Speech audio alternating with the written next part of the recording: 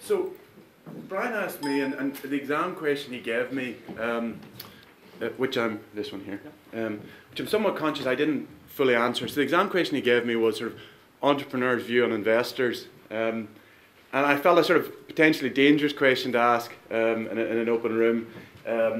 But so I haven't answered that. I actually spent a lot of time looking at that question and sort of thinking, was there useful, particularly given at least a third of this room is entrepreneurs, what useful advice can I give?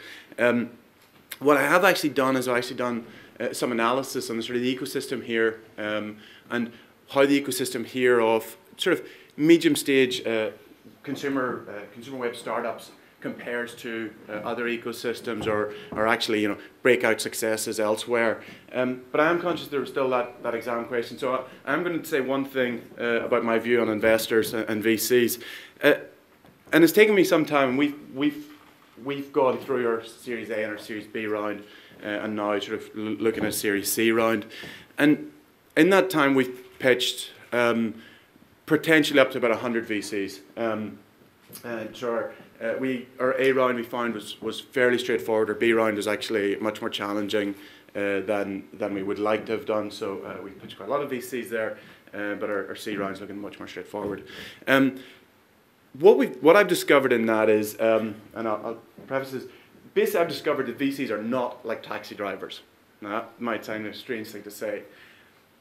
By that I mean, if you think about taxi drivers and you think about your spectrum of experiences with taxi drivers is, a really good taxi driver will get you from, turn up on time, he'll open the door, you'll get in, he'll take you to the destination, he'll know where that is, he won't get lost.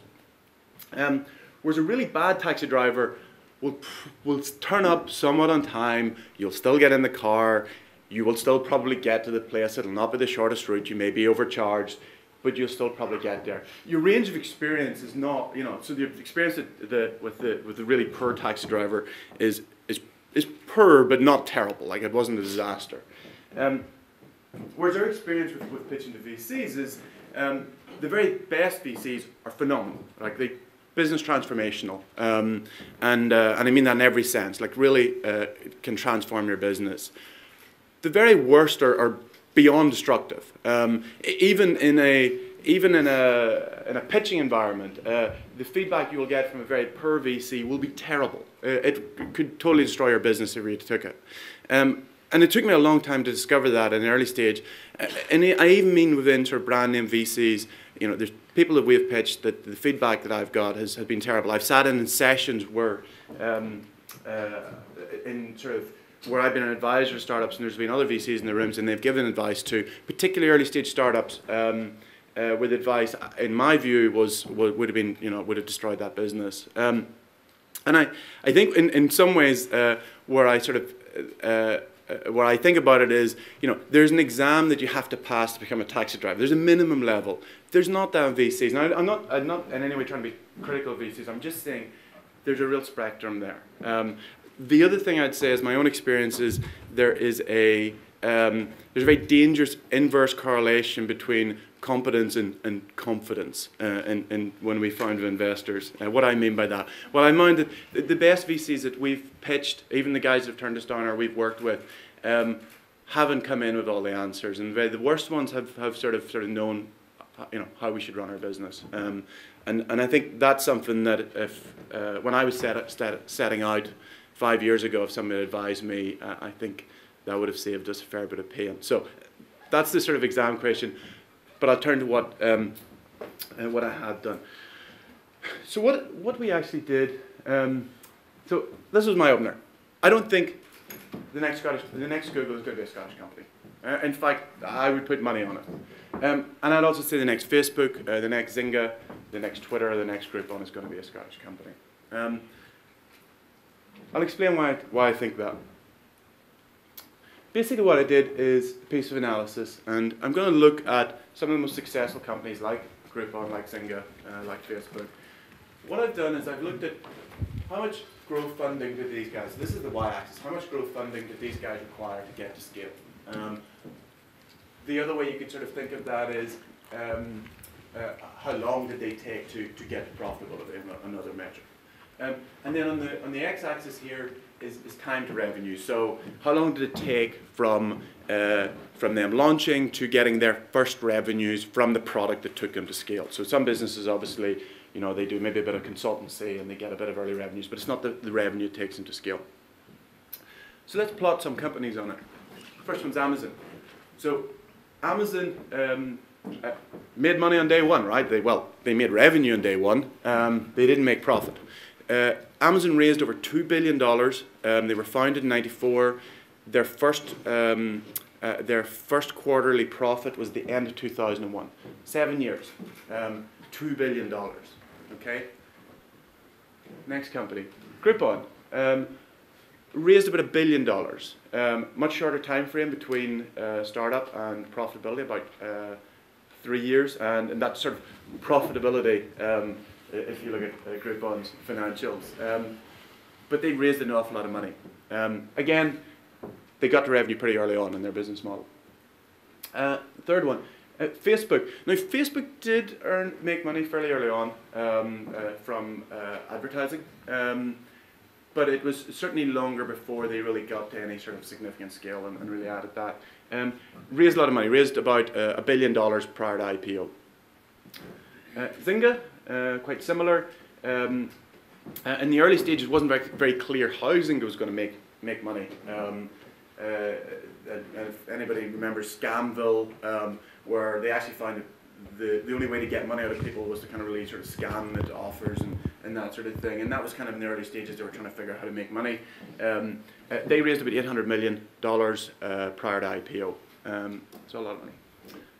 Google, interestingly, not raised nearly as much money. So raised 25 million about a year after in 1999, so they founded in 98, raised 25 million in 99, launched AdWords around 2000, 2001. So about 3 years between start and getting to the product works out. And I remember when Kleiner Perkins and Sequoia invested 25 million in them, they were like, how is these guys going to make money? And they were like, we don't know, we're going to figure it out. So it's pretty ballsy and a good bet. But it took them a long time to figure out where they're going to get the revenues from. And then Twitter, you could say in a lot of ways, still figuring it out. It's raised over $1 billion, $1.2 billion. Anyone recognize that one? Shazam. So Shazam was founded, I believe, in 2001.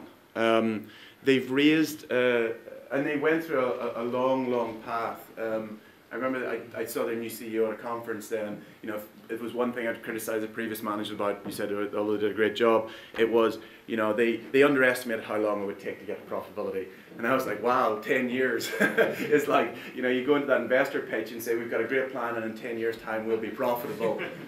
I'm not surprised they underestimated it. But a phenomenal business now, but it took a long time to get to profitability. That one's slightly harder. TripAdvisor, yes, so TripAdvisor. TripAdvisor, great business, took quite some time. If you read Founders at Work, you get a real detail on kind of how they figured out the business model. But now sort of, and didn't raise a lot of money, raised a venture round, you know, of a few million. And then just two other companies, eBay. eBay, very interesting, or very famously raised 7 million from Benchmark and then didn't spend it. And why was that? Is because they were profitable from day one. So what I've done then is then plotted some of the sort of, you might call them sort of medium stage Scottish or Edinburgh-based consumer web startups. I haven't tried to be comprehensive in this, so don't feel insulted if your company's not on this. My kind of criteria was I was looking at consumer web startups who had raised significant venture or had got to profitability, high growth. But as I say, there may be other ones that I haven't included. I don't think it'll change the point.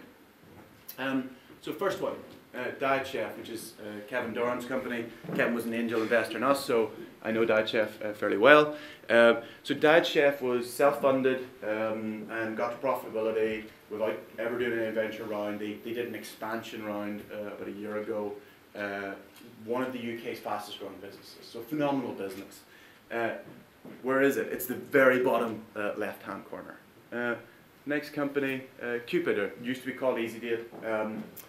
So again, never raised venture funding, was self-funded, was IPO'd, very high growth, great business. Online dating, it's a very cash generative business. Next one, Virgin Central. Has done a venture round. In fact, I might ask you to make a few comments in a minute, so just to be warned, it'd be good to get your perspective on this, because I think it'd be quite good to discuss this.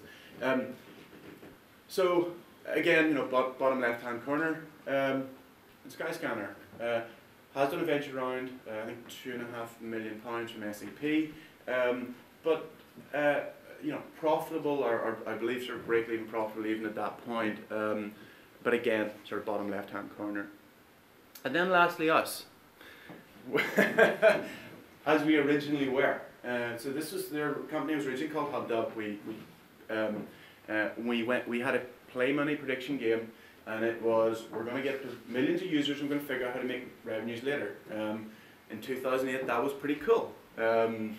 Now, in 2007 that was pretty cool. In the second half of 2008, that was less cool. And actually, at the start of 2009, the product really wasn't growing at the rate we wanted. And also, when we looked at our trajectory, it was sort of alarming, because it was like, we have to get these millions of users, and even then, I'm not sure there's a way to monetize them. So what did we do? This is the most exciting part of the presentation, which is the animation. There we go. And we pivoted into FanJoel. Real money game. We made money on day one of launching that product. How much did we make? I think we made $5.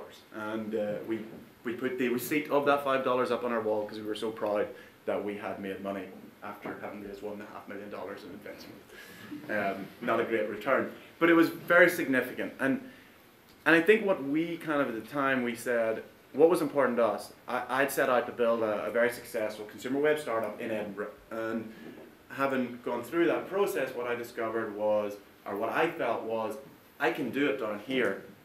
I don't think, let me say, it may be possible up here, but it's certainly not proven. So kind of what the data says, and this is sort of my data, my analysis says, but I would like to get the discussion on this, is number one, there's only really one proven class of company one class of company here that is proven to get to scale. This is not to say that the other ones couldn't, but I'll be honest, if I were to launch another business tomorrow, I wouldn't launch it in the other quadrants. Because why would I not do it? Because I don't think I don't think I would have the co-founders who would have that experience of that, say, viral acquisition mechanism to scale on that. Secondly, I don't know if I would get the angel investors who'd really understand that type of business model. Thirdly, I don't know if I'd get the venture money that would understand that business model. And then the venture investors I know would look at it and go, well, I don't know if I'm going to invest in this because I don't know if I'm going to get the follow-on. I don't know if I'm going to get a co-investor to share the risk with me. So I think there's one class. I think that class is a very exciting class of company. I think actually largely if you actually look internationally, more and more businesses are moving into that area. But that's kind of would be my viewpoint. I think the second thing is it's very important to pick your market and competitors well. If you're in a situation where you're even in the bottom left-hand quadrant, but you have very, very highly funded Silicon Valley-based competitors, even if they're doing a worse job and they have a worse product, I think the more likely outcome is that you will not win. Money really matters. There's a difference between being lean and underfunded. Now, lean is super important when you're prior to product market fit and you're like still trying to figure out what works. But once you've really kind of figured out what works, really aggressively investing in it is what produces the winner in that market. So that's something that I think is pretty critical. And then the third one is keep lean prior to that product market fit focus. But it also means that if you're building this type of business model, it's revenue growth that matters, which is difficult, but it does mean you're deciding to be in that quadrant and you're deciding to focus on revenues. But that does preclude us producing the next Google or the next company that requires a huge amount of investment. The other thing you should note about those companies is they get a lot of their Series A's are very early and big. So Twitter did 5 million in its after its first year. You know, Google did 25 million after year one. The same with Zynga, raised 7 million after year one. It requires that sort of investment to take that, and I'm not sure if that investment is available here. Is my kind of honest assessment. So that's my sort of provoking the argument. But I'd really like to get opinions from the panel and everybody on the floor.